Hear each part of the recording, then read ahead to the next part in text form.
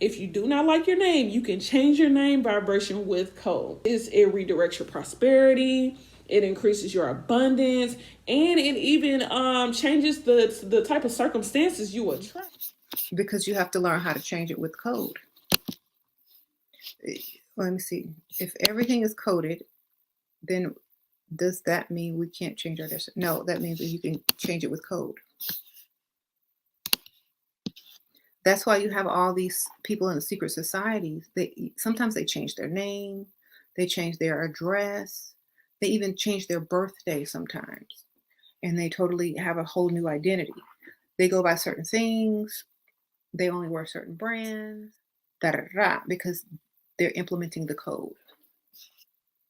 Okay, they get into certain careers or start certain types of businesses because that's how they change it with this code. So a lot of things that a lot of you guys think are real are also coded. And it just goes hand in hand with, like, a lot of history is code, and a lot of that stuff's not even true. A lot of science that you will never be able to prove is code for certain things. So you just have to understand that it's written into everything, and the only way to change it is to rewrite it in your own way. Okay? It's kind of like, I don't want to compare it to feng shui, but it's kind of like feng shui when you have certain things in certain places in your room to redirect the energy. It's kind of like that. Um,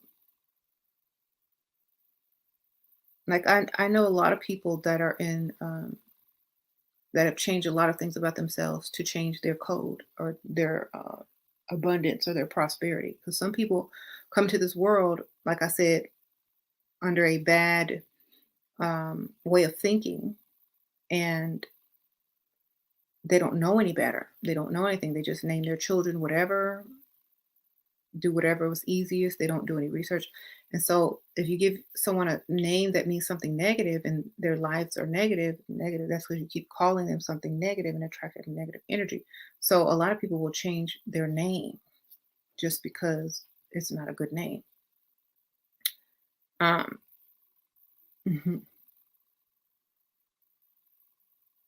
Or they'll start going by a totally different name, to where when people call their name, it's something else. How can you change your birthday and energy to lie about it? You can't change it, but you can say it's something else, you know. Because a lot of people only deal with you if you have certain numbers about yourself. You know what I'm saying? Because a lot of people are in these secret societies, and they work with code, and they work with this energy and this magic, and they only deal with certain people with certain numbers about themselves and certain things that line up naturally. And sometimes it doesn't line up naturally because their parents didn't know what they were doing, or they just weren't in alignment, or they got named something that meant something else or something. So they'll change it on record or on paper. I've seen it happen many times, and I think it's because of this reason. Basically, she's talking about, like, for example, what I'm going to do personally, or what I've been planning to do personally, is change my legal first name from Shanika to Marie. Marie is my middle name, but I want to spell it a little different. If you're not familiar with numerology, I would just advise you to go and look it up. But everything has a code, everything has a vibration, and that is including names. So in my example, or in my case, my mother named me Shanika, and I don't resonate with that name at all. I feel like Shanika is a ghetto name. I feel like it has no meaning. I feel like it was, I feel like it was birthed from a woman or a child who did not know herself. So she felt like she could trend and name me something trendy and cute that was after her, yet different. I was born in 1990, or I was born in 1989 to a 15-year-old teenager. So that's why I kind of don't resonate with that name Shanika, because I feel like it doesn't fit who I am, what I do, the vibration. So, guys, so if you are considering, or if you always felt like your name, you just never resonated, or you just don't like your name, I've heard this several times where people will go by their middle name, or people will go by a totally different name, period, because the name that they were given at birth, their parents really didn't take the time out to think about it, or they may have been named after a person who was really on some goofy shit. So it just really just depends. So I would advise you guys to just look into that, look into changing your name, look up your calculate your name vibration, first, middle, and last, and just see where that takes you, and see what vibration you get, and see if you resonate with that. Her message is real. That knowledge is real. You have to be careful what you're naming your children. That's what I go into. You have to be careful about what you're naming your children. You have to be consistent. I mean, not consistent. You have to be mindful with the names you're giving your children, because your name is your vibration. Your name is who you are. Yeah, you may have a certain first name, middle name, last name, but the name you are called, what people call you, that's going to have a lasting effect for your entire life. So why wouldn't you want to set your child up for success by giving them a name that you can be proud of 30 years down the line, and they could be proud of 10, 20, 30, 40, 50 years down the line? Now, granted, it might be hit and miss, but I would just advise you to just listen. Sit with yourself, listen, go for walks. If you are naming your child or thinking about naming your child, go for walks and listen, because I've heard of I read in books and instances of people or spirits coming down and letting their parents know what they want to be named. That's how my daughter got her name, Amira. I was taking a walk in the neighborhood and I came across these beautiful wind chimes, and that's how I ended up naming her Amira.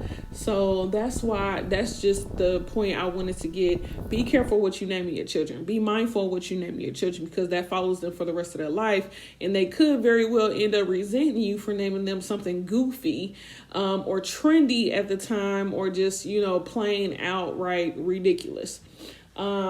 I'm not the only one with a ridiculous ass name, but I chose to, I made the conscious decision to start going by Marie back in 2013. But this is how I started going by Marie.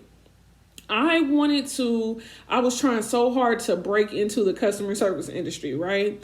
I had not have any the call center customer service industry. I had not have any experience in a call center, but I was tired of working those bullshit ass jobs, Dollar General, Family Dollar, warehouse jobs. I was like, man, I'm too good for that. I'm too smart for that. Fuck that shit. How am I breaking into these call center jobs where I could sit my ass down? Because boy, it was getting tough, So back in 2013, I apply for this job. And this is the power and beauty of scripting. I applied for this job. And in the interview, or before the interview, I was out of my car and I started scripting. And at the time, I didn't even know I was scripting. But I started writing down why I deserve this job, why this job is right for me, why they gonna pick me, why I'm gonna get hired. I just started writing all that down in my journal right before the interview. Because, when you go to an interview, you always want to get there early. So that's what I was doing. And that's when I decided I'm gonna go by Marie. Yeah, my name is Shanika, but just call me Marie. At that moment, I feel like everything changed for me. I got the job, of course, because, my vibration changed, my mindset changed, and then everything just started going up.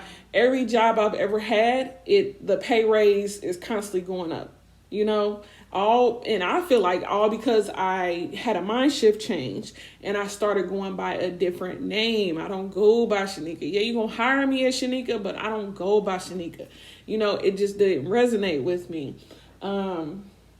So when she was talking about, and this is what she was talking about when it goes to redirecting the energy using feng shui. If you guys are not familiar with feng shui, go look it up. Plenty of videos out there. But the basis of feng shui. So let me just give you a simple example. A feng shui faux pas, meaning something that you do not do. If you want good feng shui in your house, you would not set your trash can like behind the door, or you wouldn't set a trash can in front of the door. Or a good one that I use, if you have a desk or something like that, or if you have like your work desk, you want your work desk facing the door. You don't want to have your back to your work desk because you constantly looking over your shoulder. You don't know what's coming or going. Another feng shui faux pas is like leaving the toilet seat up. I be trying to tell Bae all the time, like, put the motherfucking toilet seat down, but you can only teach a 30-year-old grown man so much. So, I let him slide with a few things, but, it's just something like that. So, for example, it's just like redirecting the energy. When you put the toilet seat down, your money starts to flow better. When you move stuff around to where it's not cluttered, everything is clean, everything flows, the furniture is you know what I'm saying? It flows better in your home. So when you start going by a different name, when you change your name vibration, the energy within yourself starts to flow better because it feels better being called by that name. Yes. This is for all the people who don't like their name. This is their message. That's why it's so important to give your children a meaningful name. And that's what Ashera was talking about. So blessings to Ashera. Thank you guys for listening. Thank you for watching. And please subscribe. Ashe, ashe, ashe.